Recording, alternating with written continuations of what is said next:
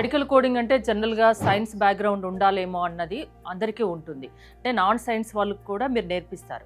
Non science background వాళ్ళకి కొంచెం కష్టతరం కాదా వీళ్ళకి? సో ఇక్కడ ఏంటి మన ఇన్స్టిట్యూట్లో ఏంటంటే సో ట్రైనర్స్ వాళ్ళకి అర్థమయ్యే విధంగా, ఇప్పుడు కొందరికి ప్రాపర్ ఇంగ్లీష్ రాకపోవచ్చు, లైక్ కమ్యూనికేషన్ ప్రాబ్లం ఉంటుంది. సో ట్రైనర్స్ ఎలా అంటే వాళ్ళకి కమ్యూనికేషన్ విత్ కోచింగ్ రెండు చెప్తారనమాట. సో స్క్రాచ్ నుంచి చెప్తారు, వాళ్ళకి ఏం ప్రాబ్లం ఉండదు. బట్ స్టూడెంట్ నుంచి ఏంటంటే 100% ఎఫర్ట్ అనేది అయితే ఉండాలన్నమాట. సో స్టూడెంట్ 100% ఎఫర్ట్స్ పెట్టి సో సర్టిఫికేషన్ అయిపోయాక డెఫినెట్గా వాళ్ళకి జాబ్ ఈజీగా క్రాక్ చేయడానికి ఉంటుంది. 3 months కోర్స్ చేస్తే చాలు ఇమీడియట్గా జాబ్ అంటున్నారు. జాబ్ అవకాశాలు మీరు కల్పిస్తారా ఏంటి? సో జాబ్ అవకాశాలనే మేము కల్పిస్తామన్నమాట. అట్ ద ఎండ్ ఏంటంటే student need to perform. So ఏంటంటే స్టూడెంట్ అనేది 100% ఎఫర్ట్స్ పెట్టాలి.